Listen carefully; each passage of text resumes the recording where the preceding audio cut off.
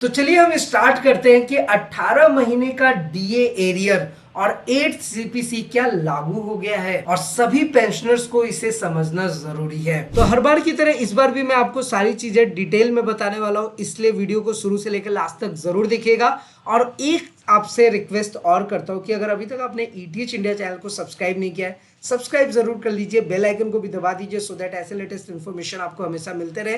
क्योंकि इसके पहले की वीडियो में देखिए मैंने आपको बताया था कि OROP3 पेंशनर्स को कब मिलेगा, OROP मिलने का पूरा प्रक्रिया क्या है। बहुत सारे पेंशनर्स ने इस वीडियो को देखा था और आपको ये इंटरेस्टिंग भी लगा था, क्योंकि मैंने आपको बताया था अभी बहुत सारे न्यूज़ अपडेट्स ऐसा चल रहे हैं कि जुलाई में आपको OROP3 मिल जाएगा। लेकिन मैंने आपको ऑलरेडी बता रखा है कि ऐसा कुछ भी नहीं होने वाला, क्योंकि इसके पीछे की कहानी काफ़ी लंबी है। अभी ना कोई बजट पास हुआ है, ना कोई सर्कुलर आया है, ना कैबिनेट में कुछ ऐसा प्रस्ताव रखा गया, तो इसका तो कोई सवाल ही नहीं उठता कि आपको जुलाई में मिल जाए। हाँ, र्यूमर्स बहुत चल रहे हैं, लेकिन आपको पता है हमेशा हमारी यही कोशिश है कि आपके साथ सही और सटीक जानकारी शेयर करें।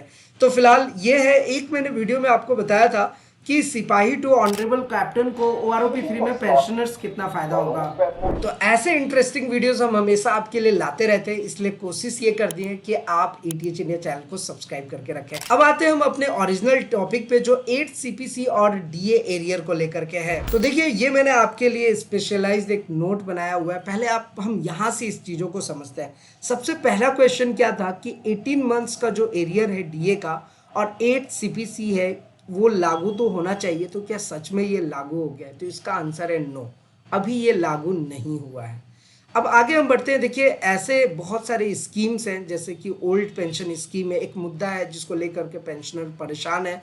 हमारे जो एक्स सर्विसमैन है, ऐसे बहुत सारे ग्रुप्स बने हुए हैं जो हमारे वेलफेयर के लिए जो जितना ज़्यादा बेनिफिट हो सकता है, जो अच्छा कर सकते हैं, उसके लिए वो दिन रात मेहनत कर रहे हैं। हमारी भी ये कोशिश रहती है कि हम उनको सपोर्ट करें, उनको इस जो मुहिम है इसमें आगे बढ़ाने के लिए कोशिश करें। अपना जो हम लोगों का जितना भी हो सकता है वो खुद से ज़रूर करें, क्योंकि हमारे लिए एक्स सर्विसमैन के जो ग्रुप्स है वो काम तो कर ही रही है, इसमें कोई डाउट नहीं है। अब देखिए, अब मैं एक चीज़ आपको बता रहा हूँ कि यहाँ पे confederation of central government employees and workers एक संगठन है।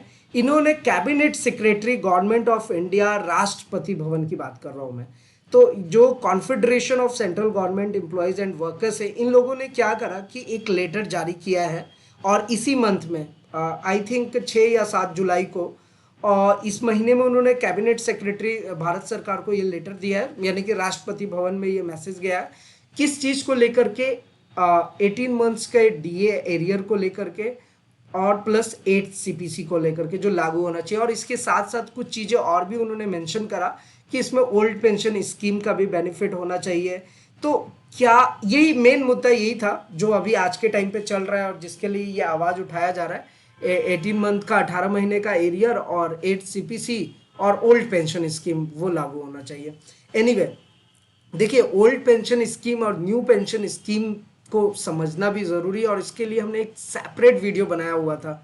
तो वो वीडियो आप ज़रूर देखिएगा ताकि आपको एक्चुअल अंतर समझ में आए कि क्यों आज भी लोग ओल्ड पेंशन स्कीम की डिमांड करते हैं, उसका एक्चुअल में क्या बेनिफिट है, क्या प्रॉफिट है, वो आपको समझना पड़ेगा। एनीवे, अभी देखिए सबसे पहली चीज़ तो ये है कि आप अपने माइंड में ये ज़रूर रख लीजिए कि OROP3 की बात चल रही है, जो कि अभी लागू नहीं हुआ, लागू हो चुका है जुलाई से, लेकिन अभी इसके ऊपर कोई प्रस्ताव नहीं रखा गया, तो ये अभी नहीं मिलेगा।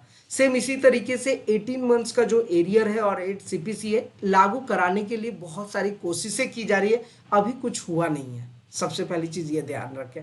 अब क्यों मैं ऐसा बोल रहा हूँ? क्योंकि देखिए इन सब चीज़ों के लिए बजट तैयार करना चाहिए, जो कि अभी तैयार नहीं है। हाँ, एक चीज़ ध्यान रखिएगा, आप जैसे OROP3 का अभी बजट पास नहीं हुआ है, ना कोई सर्कुलर आया, इसी तरीके से 8 सीपीसी का भी कोई अभी ना कोई बजट है, ना कोई सर्कुलर है, कुछ भी नहीं है।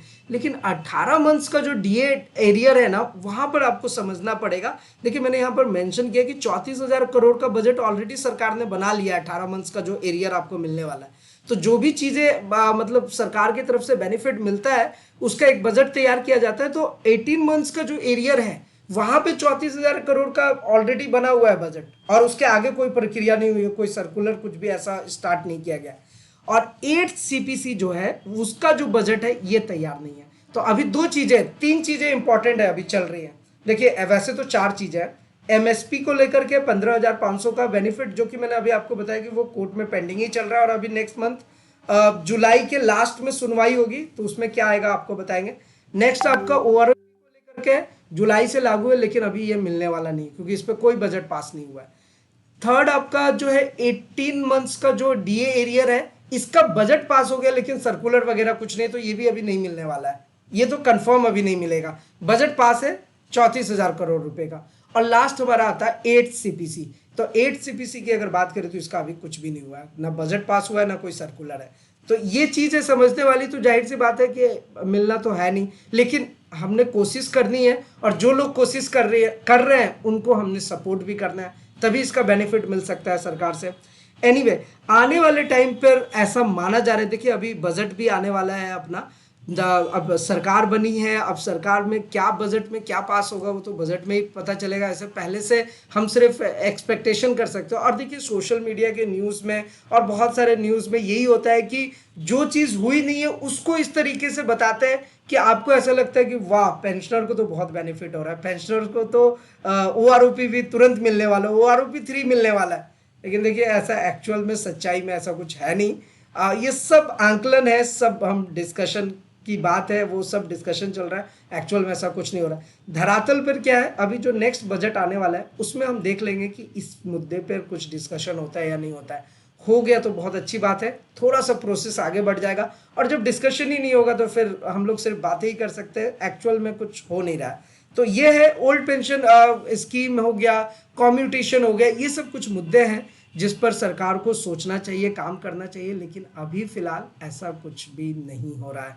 तो एनीवे ये तो आप समझ ही गए होंगे, चाहे वो ओआरओपी 3 को लेकर के हो, 18 मंथ्स का एरियर हो, या फिर आपका 8 सीपीसी हो, कम्यूटेशन हो, एमएसपी हो, सारी चीज़ें आपको समझ आ रही है। इसलिए आपसे रिक्वेस्ट करता हूँ कि आप एटीएच इंडिया चैनल को सब्सक्राइब करके रखिए। और देखिए हमने ना एक ग्रुप बनाना है, एक ऐसी फैमिली बनानी है जिसमें हमारी कोशिश ये होगी कि लाइक जो भी हमारे पेंशनर्स आ रहे हैं, जो पेंशनर्स की समस्या, हमारी फर्स्ट प्रायोरिटी ये होनी चाहिए कि पेंशनर का समस्या दूर होना चाहिए।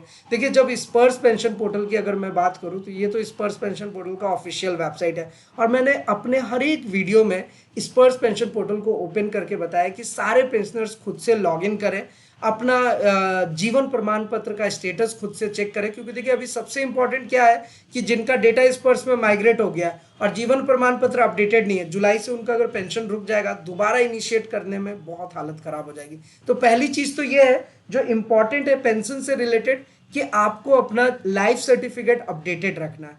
दूसरी चीज क्या है कि जब स्पर्श पेंशन पोर्टल आया तो बहुत कंफ्यूजन हुए, हमारे पेंशनर्स बहुत परेशान हुए, और इसी चीज को लेकर के, इसी मुहिम को आगे लेकर के हमने सोचा कि कुछ ऐसे कंटेंट रेडी करें जिनसे पेंशनर्स को आसानी हो सारी चीज़ों को समझने में।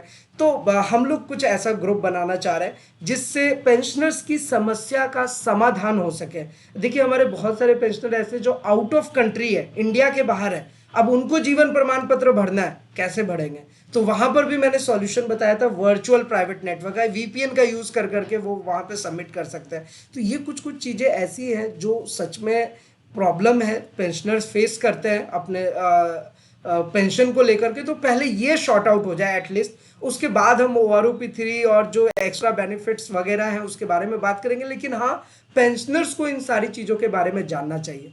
तो मैं आपसे रिक्वेस्ट क्या कर रहा हूं कि आप अपना सुझाव, एडवाइस हमारे साथ शेयर करें, अपने आइडिया शेयर करें कि हम क्या करें ताकि पेंशनर्स को हेल्प मिले। आने वाले पेंशनर्स हो या जो पहले हमारे बुजुर्ग पेंशनर्स हैं, सबको फायदा पहुंचना चाहिए, सबको आसान होना चाहिए, उनके पेंशन में कोई दिक्कत नहीं होनी चाहिए। फर्स्ट प्रायोरिटी हमें ये रखना है। और आपको तो पता ही, अगर आपके मन में कोई सवाल है, किसी भी टाइप का क्वेश्चन है, क्वेरीज है, हमारे साथ नीचे कमेंट करके ज़रूर पूछिएगा।